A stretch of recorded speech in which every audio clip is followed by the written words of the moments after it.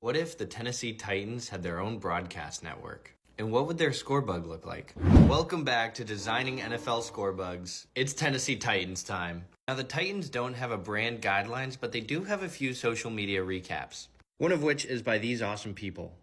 From them, I got a ton of inspiration, and it was just a gold mine of stuff I could take from. One of the big things I realized though was that the contrast is part of the identity. The blue and red are found everywhere. I found that they're called the Athens of the South, and so my initial thought was to focus on architecture. Also, I wanted to focus on architecture because their original logo is a building.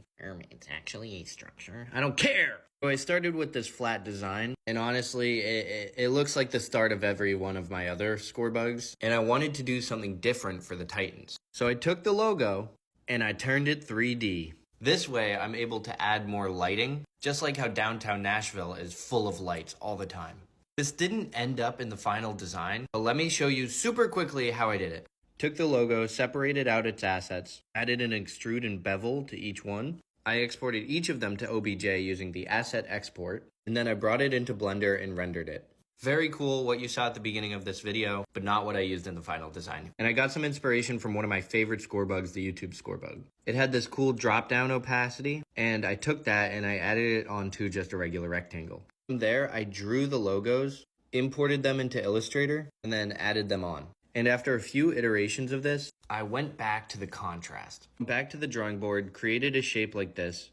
This was made using 3D as well. And after a few iterations, I got to my final one.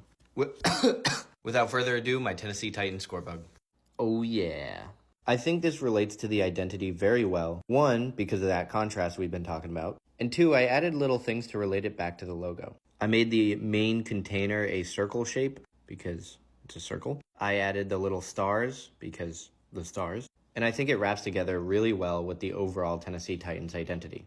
Also, I just realized this kind of looks like a bird.